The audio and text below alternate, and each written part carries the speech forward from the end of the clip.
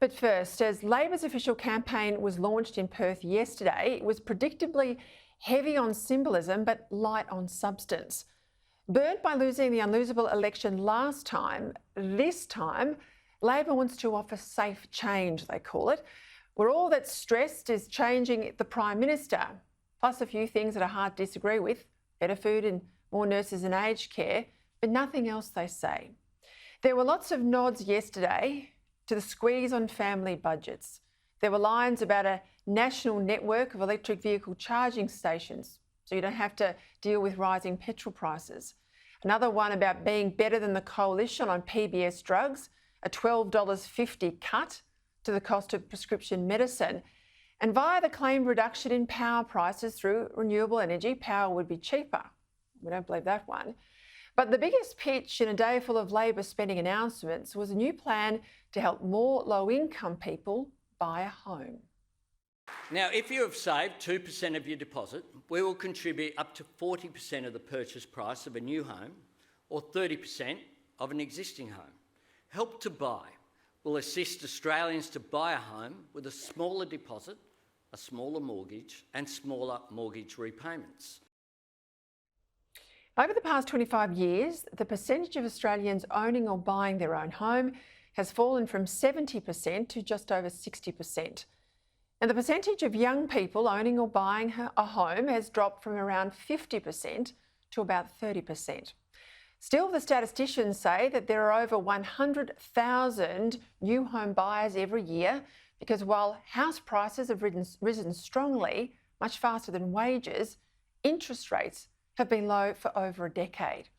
And the Morrison government reckons that its policy initiatives, letting people save for the first home via superannuation and supporting first home buyers with lower deposits by waiving mortgage insurance, have helped 300,000 people into homes since the last election. Labor's new policy has two political objectives. The first, to enable the opposition to claim that the government hasn't done enough. The second, to allow Labor to say that it's got a plan to address housing affordability, even though it's no such thing. So to start with, there's only 10,000 places a year in Labor's scheme. As well, it's confined to couples whose gross income is under $120,000 a year, less for singles as well. But most of all, it's actually giving people partial home ownership, not full home ownership. The scheme only cuts people's mortgage payments because up to 40% of the equity in their home will be held by the government. Or more to the point, by you, because under this plan, 40% of every one of these 10,000 homes will be owned by taxpayers. As the Prime Minister put it today, Labor doesn't want you to own your own home, it wants the government to own your home. Labor has a plan where they want the government to own your home. And not only that, you're last in line when it comes to your home. The bank has the first call over it, the government has the second call over it, and you come last when it comes to your own home. Now, I don't know about you, but I wouldn't want the government owning almost half of my new home. And as a taxpayer, well, there are far more important things to spend our money on than buying out half of people's private homes. In other words, this scheme is much more about striking a pose than making a difference. And once the taxpayers put their money in, I bet they will never get it back. That's because inevitably, at some point in the future, there'll be political pressure to gift the government's equity to these home buyers. And to the extent that it attracts additional buyers into the market, this scheme would add to the existing pressures on house prices. Although, in fairness, the same criticism could also be made of the government scheme, which is much more widely available. Is it hard to buy a house today? You bet it is. But it's never been easy. Tell me when it's been easy. Saving a deposit takes effort. It means you go without things you'd rather have, like holidays and dinners or the newest television. And even with big prices in capital cities that we're seeing now, I reckon it's still better than a couple of decades back when rates were up around 16 and 17%. So it swings and roundabouts.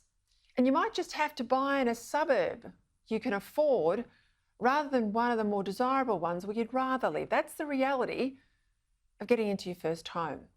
I guess this is where I'm critical of the plethora of government assistance schemes that undermine self-reliance and personal responsibility and reinforce a culture of looking to government to solve all our problems.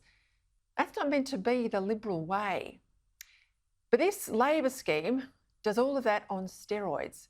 It doesn't just make government a facilitator in the lives of first home buyers, it makes government their partner, not as a guarantor as in other schemes, but as an actual co-owner. The biggest obstacle to more widespread home ownership, apart from some young people's preference for the holidays and the restaurant meals rather than saving their deposit, is restrictive policies on land release and housing type, plus all the state and local government taxes that are built into the cost of a home. Given that the one thing we have here in Australia is a superabundance of land, why is the median price of an Australian home nearly double that than in America? It doesn't make sense, particularly given our land mass is about the same.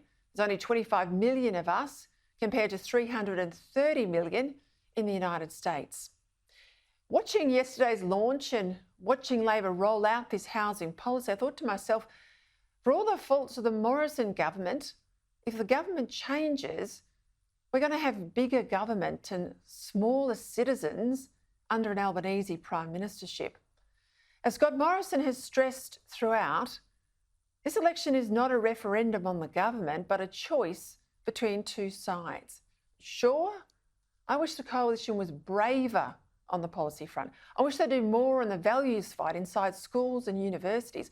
I wish they were braver too on energy security, rather than focusing solely on emissions. I wish they'd drop the spin and treat us like adults, that they'd be more liberal than Labor light. But that's not the choice we have, is it? It's what we've got, or worse, under Labor. For someone who worked pretty hard to get this government elected in the first place, along with many others, 9 years ago, I'm just sorry this is where we're at tonight.